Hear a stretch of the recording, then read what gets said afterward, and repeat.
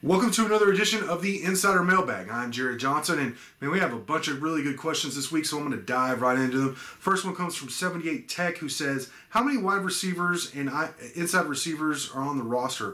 He says he knows there are generally 4 on the field at a time, but what percentage of the roster does this make of the 85? He said, in future years, do we think we'll maintain these numbers? Well, actually, there's normally 3 receivers. If you count tight ends, then there's 4, and there's 5 inside receivers on scholarship. There's 5 tight ends on scholarship, and then in terms of wide receivers or outside receivers, I believe there's 10. So you have 20 of your 85 scholarship in receivers, tight ends, or inside receivers. And you know, is that a lot?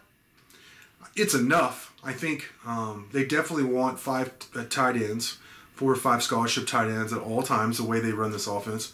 And yeah, at least 4 or 5 inside receivers as well for depth. So some of those guys can play outside, like say a Keyshawn Carter is a guy who can play outside, or Seth Collins, an outside receiver, can play inside. So you could help maybe the numbers by having guys cross-train, versatile players, which I know this coaching staff is big on, who can play multiple positions for you. But I know that sounds like a lot. That's almost a fourth of your roster. But then again, like you said, you know, from what I'm talking about, that's 4 of the positions on offense that you play at all times. So that is, I mean, it's a lot. It's a lot of the team, and it's a really important part of what Texas Tech does. And I don't think like Jerand Bradley's the only receiver commit right now, and I don't think they may not go after another receiver. He may be the only guy they get this recruiting class, to answer your question.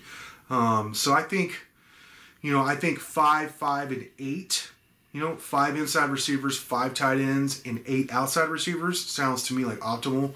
All right, next question comes from OBX Raider, who says, what have you heard regarding the offensive line? Is there hope for improvement over last year, and what about depth? Yeah, I think that's a really good question. Steve Farmer met with the media after a practice, fall camp practice, not too long ago, and really talked about what was going on with the offensive line. And he brought up a lot of guys, and I was actually maybe or relieved isn't the right word, but he made me feel better about what's going on with the offensive line. I think the strength of the offensive the strength of the offensive line right now is the inside. You have Jack Anderson, Dawson Deaton, and Weston Wright. Now, here's the deal with that. Weston Wright is going to play guard. Now, what about Jack Anderson and Dawson Deaton? Dawson Deaton was a very good center last year, but I think the thought is Jack Anderson, like his future in the NFL might be at center. And they continue to say that he could play center. And I know he's gotten some work at center this fall camp. So now whether that's the plan in terms of once they kick off the season on September 12th, I don't know. But I'm confident in saying that as long as they're healthy, the 3 guys on the interior you're going to see are Weston Wright, Jack Anderson, and Dawson Deaton. And that is the strength of your team. I think Will Farrar is depth on the inside. I think no matter what position, whoever gets hurt out of those 3 guys, he's the first guy off the bench to replace them, and then they shuffle that interior accordingly. But they feel like they have one of the best interior offensive lines in the Big 12. And maybe they're right, They have some. I know Dawson Deaton and Jack Anderson are 2 of the best, and they're really high on Weston Wright. They believe he was playing at a really high level at one point last season, and they believe he's taken a step this offseason. So we'll see. On the outside, now they're replacing 2 longtime starters, so there's a lot of questions there. They brought in Josh Berger, a grad transfer who started the last 2+ years at Wofford, which is an FCS school, but he's a good player. I really watched his game against Clemson last year, and he held up. He had 11 pancake blocks, didn't give up a sack against Clemson, against several future NFL guys he was playing that were rotating in against him. And, of course, Wofford got spanked, but he held up well, played very well, and that's what led to Texas Tech adding him. On the other side, you have a couple of guys. I think Zach Adams has emerged. He's a senior. I think people have been waiting for him to kind of, step up, and I think this, this is the year for him. Now, of course, he could have another year of eligibility next year because of the blanket waiver by the NCAA. But it is time for Zach to step up, and it sounds like he has. Sounds like he's had a really good fall camp. I think it was Dawson Deaton had some really good things to say about him. Coach Farmer had some good things to say about him. I think Casey Verhulst is in the mix there. He's a guy who started some games last year due to when there were some injuries early on. Caleb Rogers, another true freshman. You really don't want true freshmen starting on either of your lines, offensive, defensive line. But apparently, according to multiple reports or multiple quotes from coaches that I've heard myself, Caleb Rogers has had a really good fall camp for a freshman so far. So, I think overall there are 8 or 9 guys they feel really good about, which quite honestly is a big step up than what we've seen the last 5 years in Raiderland. So I think they are trying to establish some depth. They do have a lot of numbers on offensive line. It's a misnomer to say that they don't have a lot of numbers. I mean, I think receiver and offensive line, they have a lot of numbers. Now, whether these guys are good quality depth, that remains to be seen, to be quite honest. I believe so, but they have to prove it. So, I think this offensive line has a chance to be pretty good, especially inside. If they're able to get the power running game, the between the tackle running game for Sir Roderick and some of those guys in the backfield, then that, to me, that would be a huge improvement. So I'm as anxious as y'all to see if the offensive line's improved, and I think they're going to be pretty good. I really do. All right, Easy DZ4S wants to know what was the reason for not scrimmaging Saturday, and it was because of all the positive coronavirus tests. So it's been out now for a while, but Texas Tech had 21 active positive tests for COVID-19 within the program, and I think most of it is players. And then there were some guys that were just in close proximity that also had to self-isolate, that were in quarantine. But there was none of the full-time assistant coaches. There was one that Coach Wells confirmed, I think a grad assistant, younger coach. He said, and I haven't heard of anybody being hospitalized, but losing that many guys, they had to alter practice, and Coach Wells is putting a positive spin on it as much as he can, but that and then just some of the social protests, which wasn't part of your question, it's kind of emerged since you asked this question, but the social issues, the protests that some of the players are doing, I mean, it's disrupted fall camp. I mean, there's no way around it. Between the corona and social issues, there's a lot going on, a lot getting in the way of all this happening, practice happening and the season happening. So we'll have to see. I mean, everything's happening day to day right now. So we'll have to see how it goes. I know that people have put a lot of effort into having this season happen. So we'll see.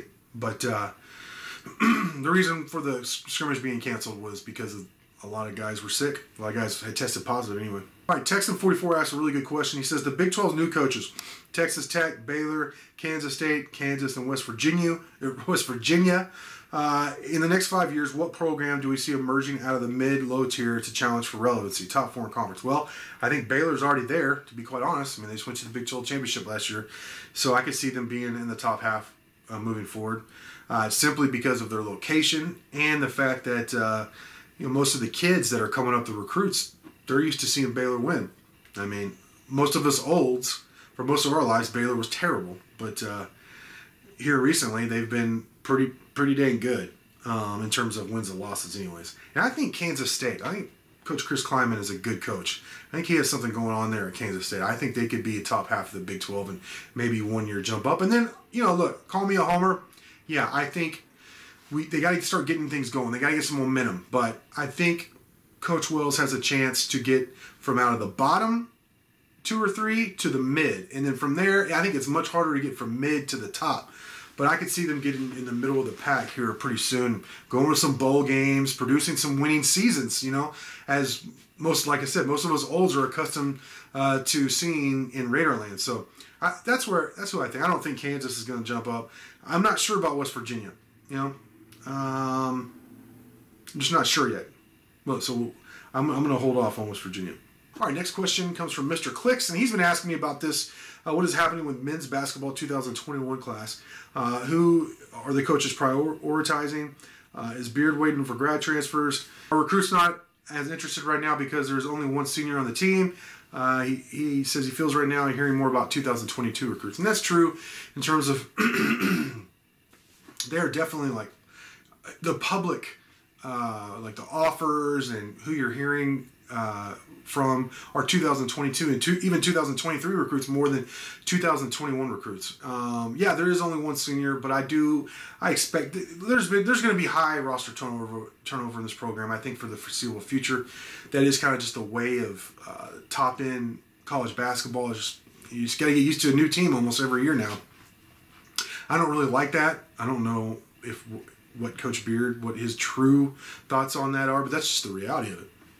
If you want to compete with the big boys, and Tech certainly is. So in terms of Tech's recruiting, let's preface it with this: they just signed a top 10 class for the first time nationally. All right, and then that's not counting 3 of the top transfers they added on the market. I mean, all 3 top 10 guys, just big time transfer additions: McClung, Burton, and of course Santos Silva. So now, the 2021 class, they already have a commit in Jalen Tyson out of Plano. Top 65 national guy. Almost every other year in the history of this program, people will be losing their mind. Now, people are like, oh, that's great, okay. No, Jalen Tyson's a great player. 6'6" wing, great start to the class. I think they oversigned this last recruiting cycle. And I'm going to get to this in the next question about who is the odd man out, but the bottom line is they did oversign this last recruiting cycle, and I think they're trying to be careful. I don't have confirmation of this, but I think they're trying to be careful of not doing that again. I mean, like you said, Santos Silva is likely going to be done with eligibility, but then after that, you have some guys like I think McClung. He's already tested waters, so if he plays, I think he goes. And Tomway, I wouldn't be surprised. Terrence Shannon is already on NBA draft board, so you have other spots that might open up. But how many? They like to stay old too. They don't like to just turn over the roster with freshmen. They want grad transfers, so they're going to leave at least one, if not 2 spots. I think they'd like to have 2 grad transfers come in recruiting cycle to stay mature, experienced. So I think really you're only talking about one more high school recruit, in my opinion, if that they're going to want to bring in with this class. Now the next 2022, 2023, those might be big classes. It's kind of like what we saw with 2020. But 2021 is going to be small. But that being said, I don't want to say they're prioritizing these guys. But here are 2, you hear about all the big names that they've already offered and everything. Here are 2 diamonds in the rough. Here are 2 guys that I know are on the coaching staff's radar, and 2 guys I think that would be huge gets that are really kind of quiet prospects right now. They're not the flashy ones, but those who cover basketball and know the game know these guys are ballers. One of them is a junior college power forward, 6'7", 255 pounds, Sidney Curry, all right? He's John Logan College. Honestly, I've never heard of it. But this guy's out of Fort Wayne, Indiana. I know he's on Coach Maligi's radar. He just picked up an offer from Kansas recently, this summer, all right? He also has offers from Ole Miss and Seton Hall. Those are confirmed, reported offers. And like I said, I know he's on Tech's radar. He's the kind of guy that maybe he wouldn't be a grad transfer, but a junior college guy. And Coach Beard, he respects the junior college ranks, and we'll go that route. You could bring in a beef, a guy to replace Santos Silva, to be quite honest. This guy would be perfect. Now, obviously, you're going to already have some stiff competition in Kansas, but Sidney Curry, you watch his game, it makes complete sense. That's what they want, that bull, that Odiasi, that Santos Silva in there to help on the boards and the defense, especially Big 12 play and tournament play. So I really like him. And now this next guy is totally out of left field, but he is like the next big thing right now coming up on the national stage. That is Sean Padula out of Oklahoma. He's actually out of Edmond, Oklahoma, like Oklahoma City, basically. They're in the Sooner State. And really, he was a 3-star guy. He's 6'1", kind of smaller. But he took on Keontae George and went toe-to-toe with him in a summer league game, I believe in Minnesota. and just kind of blew everyone's mind. I mean, he was just raining threes, and he's continued that. It wasn't just one game. He's continued that, really putting up monster numbers, really elevated his game, starting to pick up big-time offers. Oklahoma's on him, Minnesota's offered, and Texas Tech is well aware of him. He's the kind of guy who would fill like a Davide Moretti role. Ball handler, marksman, three-point shooter, free throw shooter. But he has some sneaky athleticism. I saw some really nice moves on the break against, like I said, Keontae George. For those who don't know, he's one of the top prospects in the entire country, who Texas Tech also likes, but in the 2022 class out of the Dallas area, I believe Louisville. And there's some ties to the athletic program that are pretty interesting, but with Keontae George. But he's 5-star. I think he's a top 10 recruit in the country for the 2020 class, and this Sean Padula went toe-to-toe with him in a summer league game. Some great highlights. Ball is Life has some really good stuff out there, and 24/7 Sports has some really good write-ups on it. So check that out in Padula's profile. So Tech is really aware of those two guys. I think if they were to offer some guys, it may be something they try and keep quiet, and then if it's allowed, if recruiting opens back up, they could host them and then offer them on the visit and hopefully get them to commit that way. But once again, I'm not saying they're scared to oversign. I think they're going to be, like I said, always be aggressive with the roster, Coach Beard, in order to compete with the big boys. But it's one thing to say that, it's another thing to oversign and then have to deal with that. So they're aware of that, and I think that's what we're seeing with the 2021 class. All right, the final question comes from X Saddle Tramp. It's a good one. He says, now that school has started, what has Beard done officially to get to 13 scholarships? He says he feels bad for whoever's pushed out. They signed with Beard and Tech in good faith, turning others down. Yeah, I mean, that's a point. I personally have more of a ruthless philosophy on this. They're kids, but I mean, come on, they're also legally adults, old enough to go fight in a war, all that, I mean, that's the philosophy I'm coming from. I get the other side. I get where you're coming from, Excel Trap. But the odd man out is, and I've said this already, I said this in the August Hot Takes 3 weeks ago or something, 2 or 3 weeks ago, but Isaiah Nwai is the odd man out, the junior college signee. It basically came down to, this is before Santos Silva committed, that they signed him, or they got him to commit, and then before Ntambwe decided to come back. So really, Ntambwe kind of put the monkey wrench in it. But out of those three guys, and they like Golden, Golden was going to be on the roster. So out of those guys, and then Clarence Nadolny, is who you're looking at, and to me it makes sense out of those that Zay is the one who's the odd man out. Benson goes back to walk on, and you're set. You're ready to roll, and this roster is stacked, ready to make another run at the Big 12 championship, make another run to the Final Four. It's going to be, if they get to play, which I'm hoping they do. Of course, I think they're going to challenge that team a couple years ago for the best team in Red Raider history. It's going to be one of the top 2 or 3 in the history of the program. So can't wait. Let's just hope they tip off and it happens. But with that, I want to say, hey, thank you for all the great questions. Appreciate you watching, and until next time.